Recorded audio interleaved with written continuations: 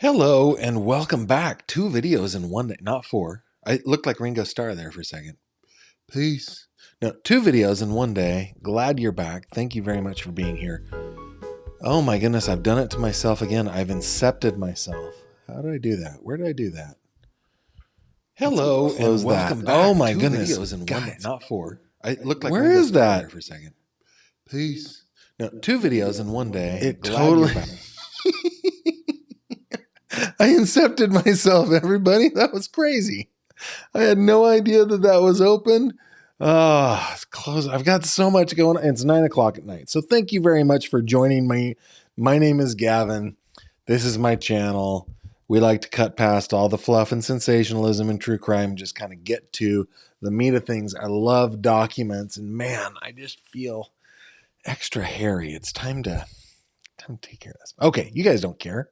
You guys don't care because you want to get into the meat of the matter. We are talking about the case of Brian Thompson, who was gunned down in the street December 4th, just, 5 days ago in New York City. And of course, it's been all over the news. We have a suspect that has been arrested. Now, that suspect was arraigned tonight at 6 p.m. Eastern Time here in the great state of Pennsylvania. And we already have the criminal complaint that has come out. Thank you very, very much to the AOPC for being so good and sending things out without us even asking them. Stacy and Kimberly, I love you all. Thank you very much for sending stuff out. Okay.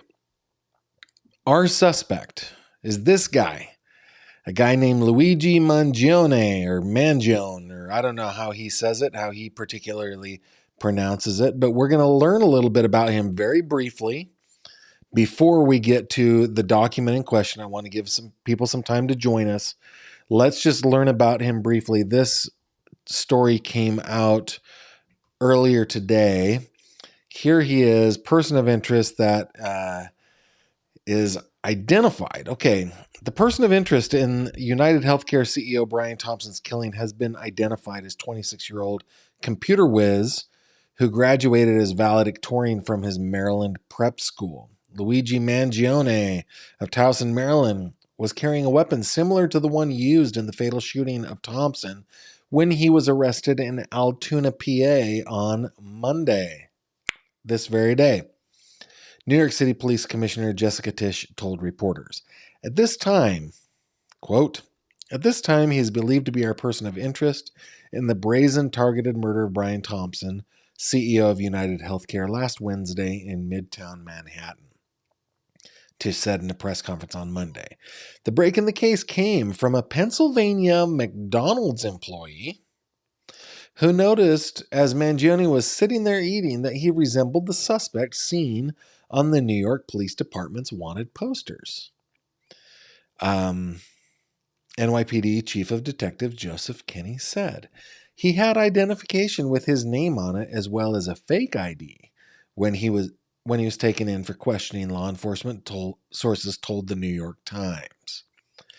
He also had a manifesto on his person, law enforcement sources told the Times. The cache of documents criticized healthcare companies for putting profits above care. We don't think there's any specific threats to any other people mentioned in that document, but it does seem that he has some ill will towards corporate America, Kinney said.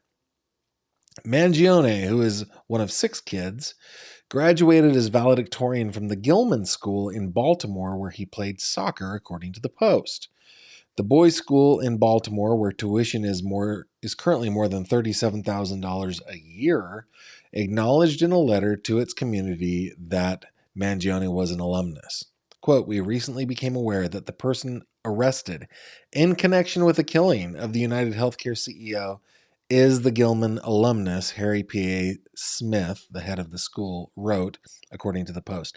Do you think Henry P.A. Smith pronounces it Smythe at a $37,000 a year prep school? I bet it's Smythe. Anyway, this is deeply distressing news on top of an already awful situation. Our hearts go out to everyone affected. Upon graduating, he said he intended to study artificial intelligence at the University of Pennsylvania, which is an Ivy League school. On his X account, he identifies himself as having a bachelor's degree and a master's of science in computer science from the Ivy League school. Social media accounts believed to belong to Mangione paint him as an anti-capitalist who liked online quotes from Unabomber Ted Kaczynski that blasted the medical community. Law enforcement sources told the Post that he subscribed to anti-capitalist and climate change causes online, as well as raged against the state of healthcare in the U.S. It's unclear whether his frustrations with the industry stemmed from personal experience, though an X-ray image was shared on his X account of sacral spine fusion caused by a condition more commonly found in athletes than in the general population. Police have been hunting since Wednesday for the man who executed 50-year-old Thompson as he was headed to an investors meeting at the New York Hilton in Manhattan. The executive was transported 6 blocks away to the Mount Sinai West Hospital, pronounced dead just as the conference was getting underway at 8 a.m. Leading to the shooting, the suspect seemed to be lying in wait for Thompson, with several witnesses spotting a man matching Mangione's description on the premises around 6 a.m. Thompson's wife, Paulette, told NBC News that her husband had received recent threats. Basically, I don't know, a lack of coverage? I don't know details, she said. I just know that he said that there were some people that had been threatening him. So that is a little bit about the story. Let's pop on over to this. Now, this is a document that I am very familiar with because this is the document that is created anytime there is an arrest. There has to be a criminal complaint. So, what do we learn? Here we go. Luigi Nicholas Mangione lives at 1 Buckley Court in Towson, Maryland. He doesn't look like they have an NCIC extradition code type up there, so it doesn't look like he's set for extradition yet. This was filed today. They're not requesting any lab services. This young man was born in May of 1998. No co-defendants, no also known as. He's a white non-Hispanic male with brown hair, brown eyes. They did not take DNA. Weighs about 170 pounds. This is 5'11". He's a pretty physically fit kid.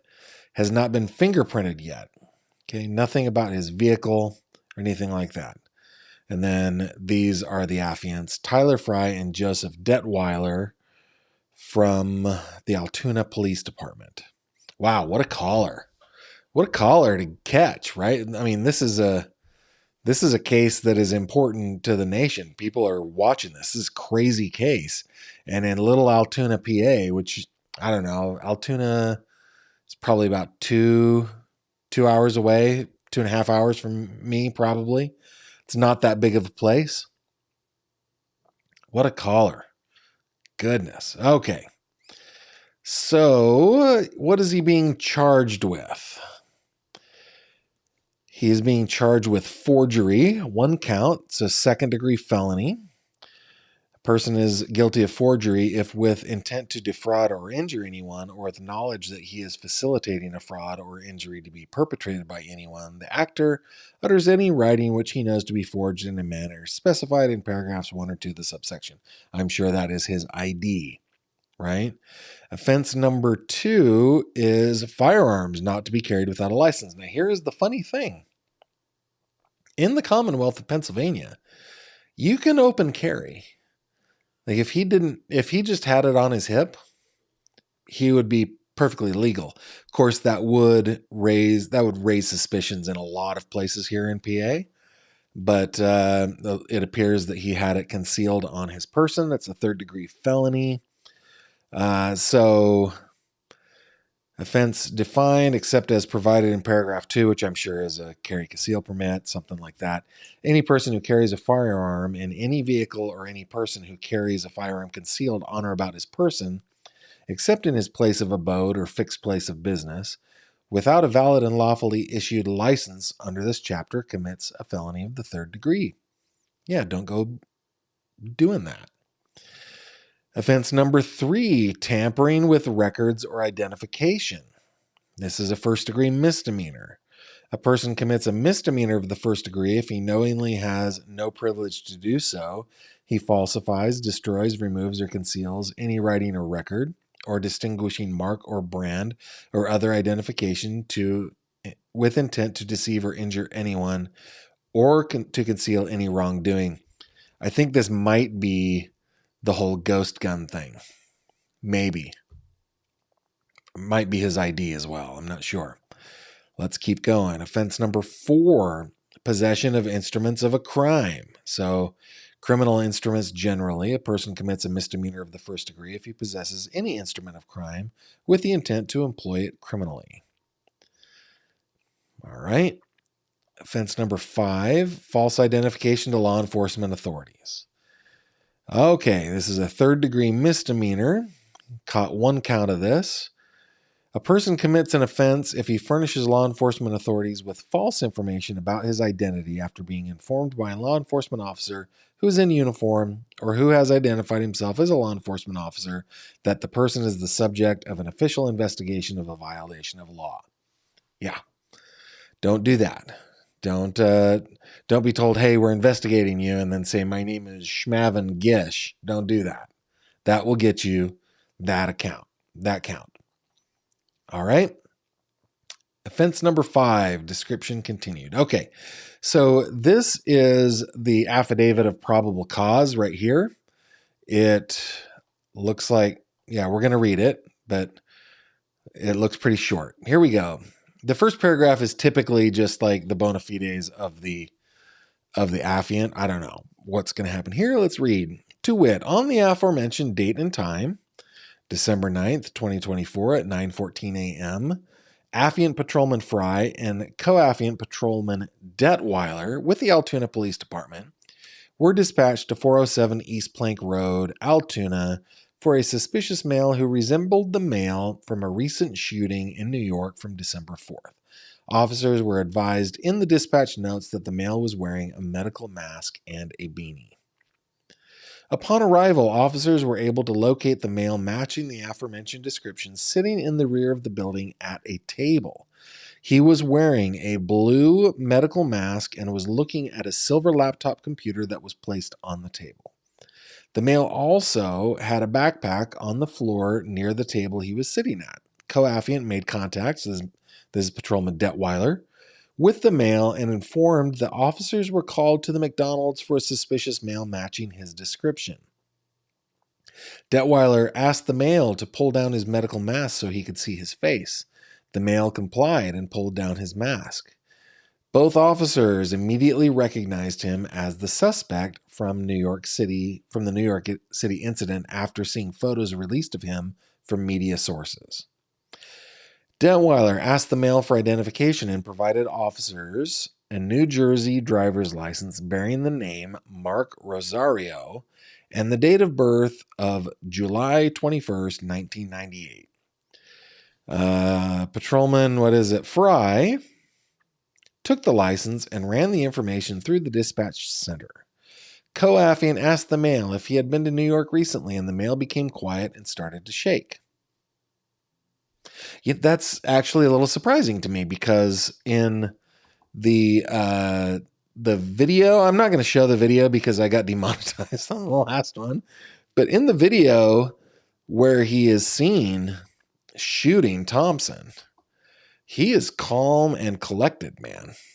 So he began to shake. Okay.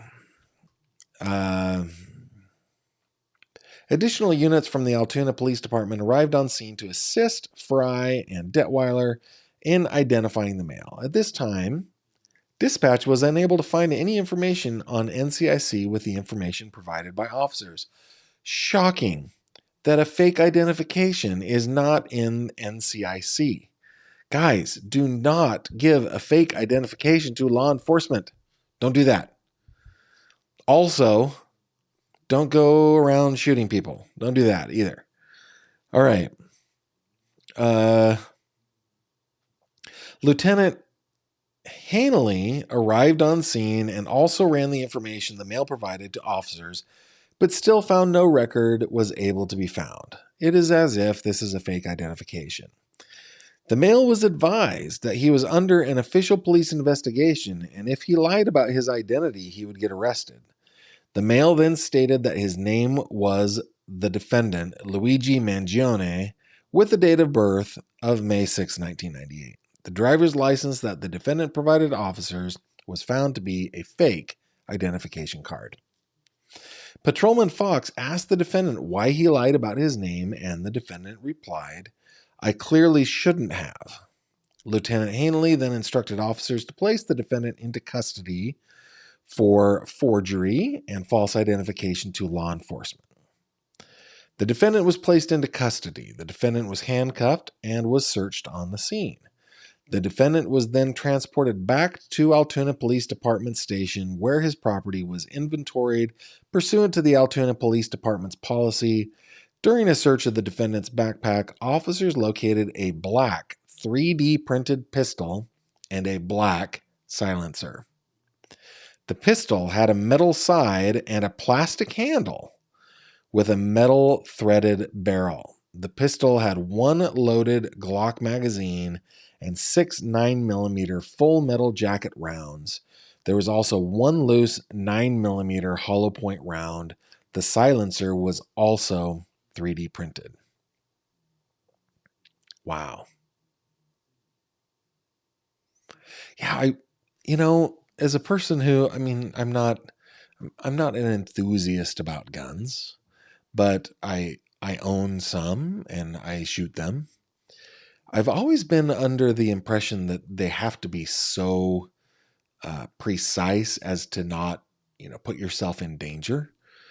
But 3D printed guns, man, I guess at short range, even if they're not super precise, maybe they are super precise. Maybe I'm making a bad assumption here, but maybe at close range, having not been super precise is what I'm assuming, they are still accurate enough to do the job.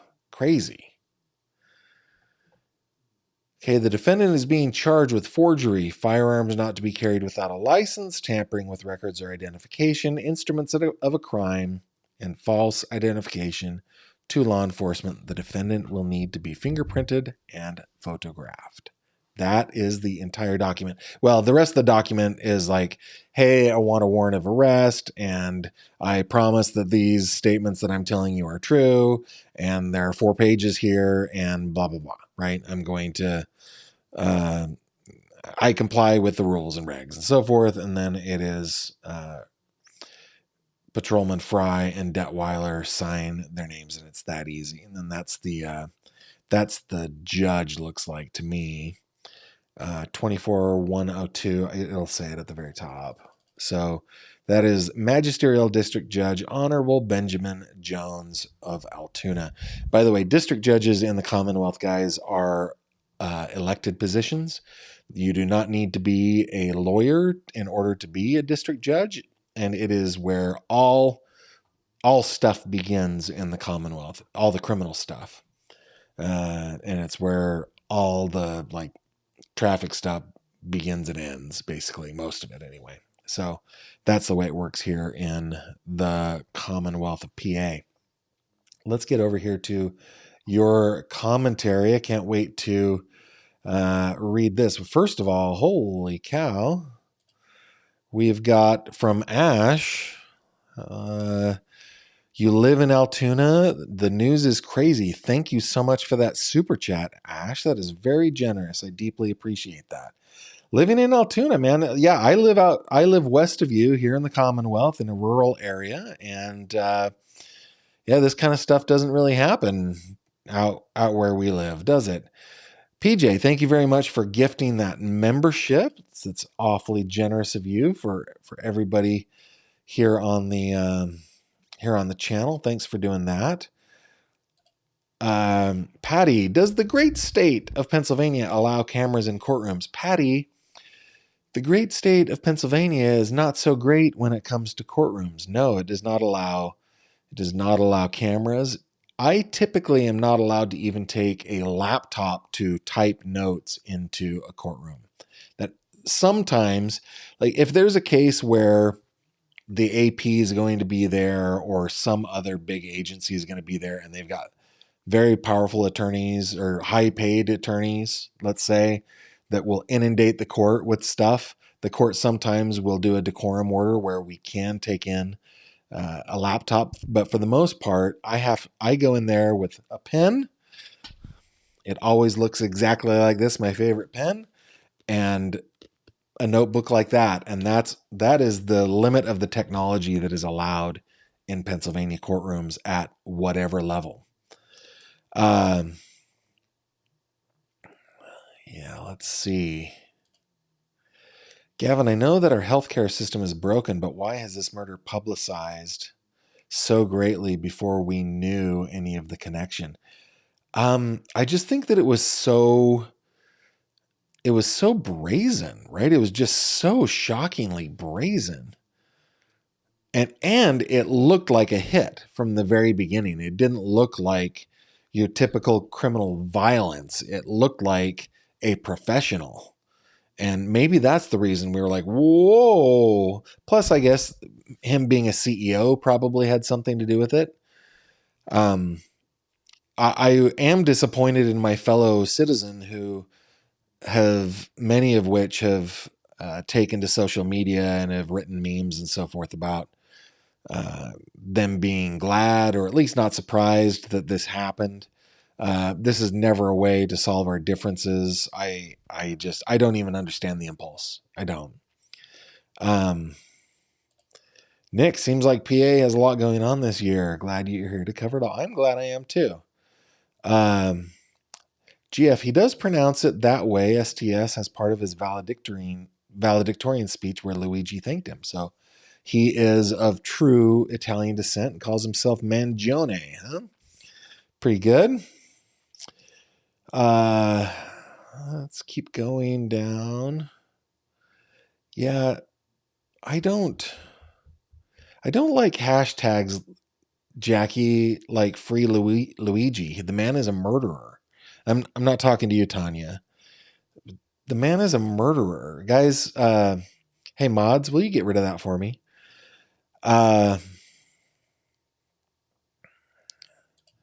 Gavin, the arresting officer just started with the police 6 months ago. That's crazy. That is crazy. Yeah, it said the gun, Tony, was made with a 3D printer.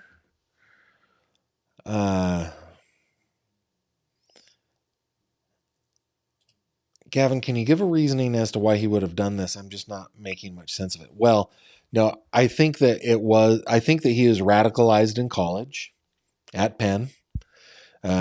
And I think that he is an anti-capitalist and probably has issues with the insurance industry. And I just think that he was radicalized and decided to take it out on somebody. And like, radicalism is a bad thing no matter which side it goes on. I steer clear of politics on the channel, as you guys know, but to keep this as politics free as possible, because I am pretty apolitical. We have this dichotomy in the States, left versus right? And, that comes from Congress, the people, the Democrats sitting on the left and the Republicans sitting on the right. But it has now become a worldwide thing. The left is the liberal or progressive side, and the right is the conservative side, right? And there's a spectrum of just how liberal or conservative you are. I don't think that it's linear, though. I think it's circular. And I think that radicalism, whether you do it to the right, will get you to the same place as if you do it to the left. I really do. It gets you to the exact same place. So, yeah, I think this young man was radicalized either in college or as he was growing up and decided to take it out on Mr. Thompson, our victim here. And I think that he probably had other people that he was going to go after as well. That's just me guessing at this point, though. Nuts. Hard for me to believe that his professors, teachers, peers didn't ID him. Yeah, he does have a very distinctive look, but it's possible that his peers, professors, teachers all kind of share that same radical ideology. I'm not saying they do. I'm just saying it's possible. Maybe that's the reason. Oh, that's hilarious. Artemis Prime. Brought down by another danger to healthcare, McDonald's. That's funny. Let me keep going here. Peppermint. Gavin, what does it mean to be demonetized? Does YouTube take away every penny you made for that one stream, or does it mean you can no longer be paid for that? Yeah, it means that I don't get money from that stream. And you know what? I mean, sometimes we just want to do things that are the right thing, but if we run afoul of YouTube's rules, we run the risk of losing our channels. And so we try really hard not to. Plus, we put a lot of work into this. And so I am trying to make a living doing this. So that's what that means, Peppermint. I didn't make any money on that last video. It's fine. It just refreshed. Sorry, guys. Peppermint, thank you very much for the super sticker. I appreciate that. I wonder where he would keep the 3D printer. He has lived in Hawaii, not sure where he goes after that. The whole case is crazy. Well, his ID has him in Maryland. So I don't know. Jenny says, Gavin, I agree. This is not the way to go about and change our system. Yeah, it won't change the system. How would this random kid know where the CEO was and that this meeting was even happening? Oh, this sort of stuff is really easy, actually. It's in the right group of people in the circle of association that Mr. Thompson worked in. It was well publicized, I'm sure. Like in true crime, for example, I might know where somebody famous might be 2 or 3 times in the year, and I can get there because I'm paying attention to it. Same thing, I used to work in audio, and there were, you'd always see me in Hong Kong, you'd always see me in Taiwan, you'd always see me in Denver, Colorado, you'd see me in Washington, D.C., you'd see me in Munich, you'd see me in Paris, you'd see me in London. Like, there were always these things that were, you'd see me in Southern California, Orange County, Las Vegas once a year. There were always things that I was going to. So if I were a target and you knew that I worked in that industry, you'd be able to find me. And I think Mr. Thompson just didn't take his security seriously. That's what I think. Yeah. So what will happen is there will likely be an extradition to New York. I think that they probably will defer to New York. What is happening behind the scenes on this is the state of New York it goes from governor's office to governor's office. So, man, I don't even remember who the governor of New York is right now. Is that Kathy Hochul still? I can't remember, but the governor's office will be writing up an extradition request that will go to the Commonwealth's office of the governor, which is, hate to say it because I don't like this guy very much, but for what he did to the Greenbergs, which is Josh Shapiro, and then those offices will work it out and he'll be extradited.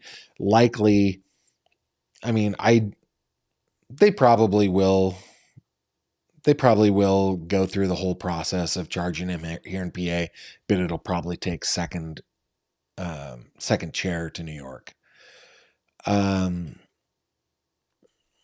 Gavin says, Paul Moray, injured his back surfing in Hawaii, had surgery to repair, and has been in constant pain ever since. Self-isolated in Japan, and has not been in contact with his family. Interesting. You'd think his family would ID him. Yeah. Oof. Kate says, Gavin, this murder is tragic and horrific, period. The conversation about our healthcare system just happens to be a good thing that has come from it. Okay. I mean, we do have a pretty bad healthcare system. You guys should check out my buddy Kenny's documentary. I wonder where that is. Give me a second.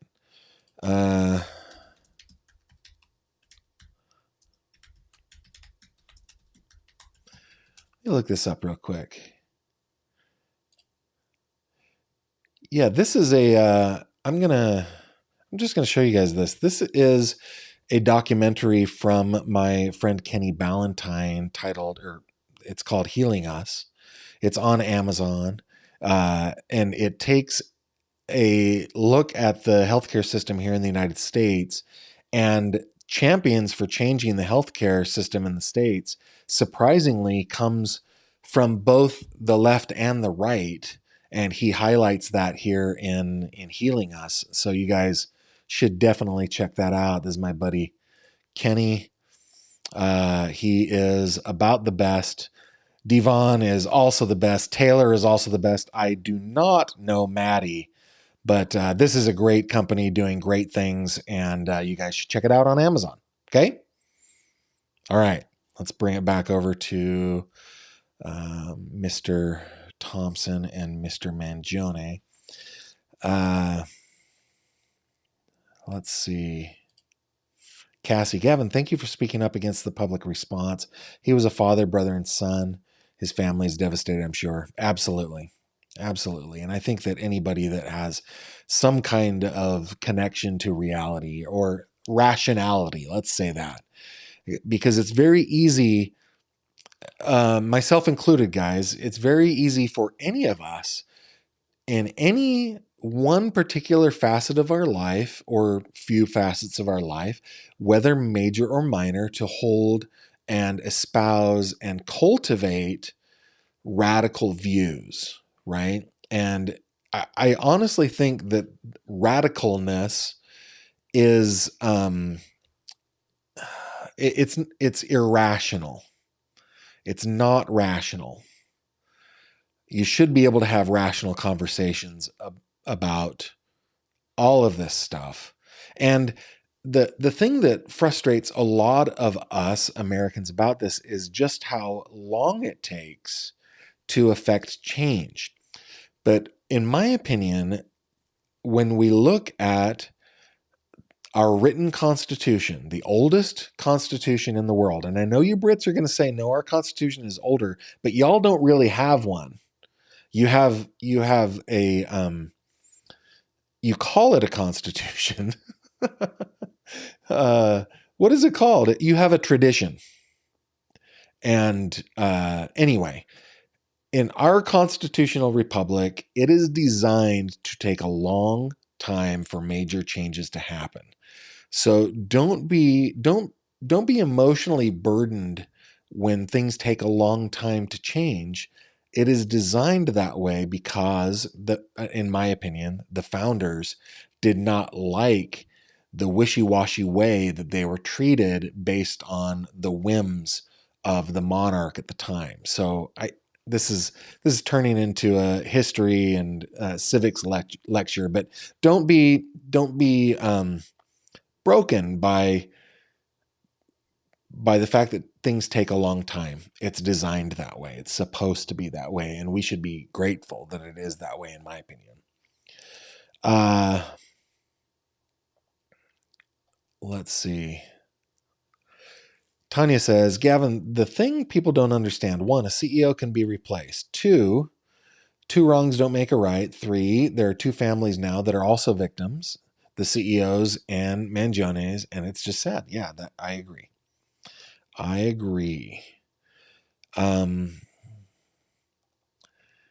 Let's see. Just a couple more here. I don't want to belabor this too much. We're 35 minutes into it. Jenny says he grew up in Baltimore, but his most recent address is Honolulu. He actually gave the judge the Honolulu address as his last address tonight during his arraignment. All right. Thanks, Jenny. Thanks for that correction. I appreciate it. Tanya says, I was on another live stream, and while Shapiro was talking, I kept saying justice for Ellen. Yeah. Thank you. Yeah, Patty, why did he keep that evidence? Was he going to use it again? Is that what it is? Was he going to use it again? Because come on, man. There are a lot of lakes, rivers, streams, and all sorts of gorges and canyons between Altoona and New York. You'd think that he would find a place for that evidence and discard it. Crazy. So yeah, maybe he wanted to keep using it. Maybe he thought he could get away with it. Wondering his IQ. I bet he has a high IQ. It's my guess. Christine, Gavin, thank you immensely, by the way, to you and mostly your wife, allowing you all this time to spend on one of your passions. Yeah, my wife's rad. My wife's the best. He's tech savvy. Maybe he hacked his calendar somehow. That's actually a valid point. I can't tell you how many people have their Google Calendar set to public. And if you know their email address, you can just look at their calendar. It's not even hacking. It's public information. It's just there. Yeah, maybe that's what it was. Couple more before we go. Jenny, Mr. Thompson was laid to rest here in Minnesota today. It was a very gloomy, cloudy, dark, and heavy day. Another major insurance company here had to shut down due to threats today. Whew. Christine, only at the end of this podcast, let's discover what you consider a next occasion to wear the fancy ascot. Hey guys, listen. I learned today that there is indeed a difference between an ascot and a cravat. A cravat is a large, usually square piece of silk that you fold into, so it has pleats, and then you tie it the same way that you tie an ascot. An ascot is pre-folded and narrow and sewn so that you can just quickly do your thing. So all y'all that were, and I learned this from a British dude on YouTube, okay? So all y'all that are saying I was wearing a cravat, I think that you owe me an apology, and I will accept it in the form of you don't have to do anything at all. When to wear the fancy ascot next? I don't know. Now I kind of want a cravat, I'll tell you that. All right. Just a couple more. No, I don't know his employment status. Yes, I'm sure his family recognized him.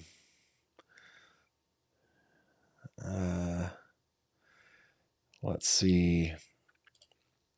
We are lucky to have a centered and grounded voice such as yours. You guys are puffing me up a little bit. I appreciate it, but I think I've had enough. My ego cannot stand another compliment tonight. Okay, so thank you very much, though. I appreciate it, guys. Thanks for being with me here tonight. If you like this kind of content, you haven't subscribed, I invite you to do so if you think I have deserved it. Remember that you can always visit me on my website, gavinfish.com. I'll bring you over to the website so you can check it out. It just looks like this. And you can contact me by clicking this little, what is that? An envelope icon right up there. That will take you to a contact page. I do receive all of these. They don't just go out into the ether. You can be anonymous if you want.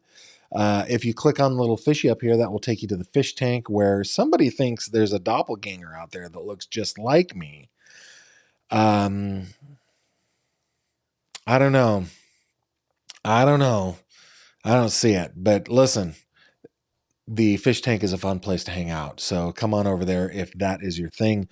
With that, guys, let's see, tomorrow we are going to be back. We are coming back around to the Madeline Soto case. We are going to be looking at, we're going to be listening to a couple of recorded interviews of Maddie's grandma and her aunt when she talked to police. And so that will be tomorrow at 7:30 p.m. Eastern, my standard time. So please come on back if that's something that you want to check out. I also will be back every night this week, not just Tuesday, Wednesday, Thursday, Friday as well. So we do it every night. Thank you very much for being here. You guys are honestly the best, and I bid you adieu until tomorrow, 7:30 p.m. Eastern. Take care of yourselves. Thank you very much for watching this video. If you liked what you saw, please consider subscribing. And if you have any questions or comments, please leave them below.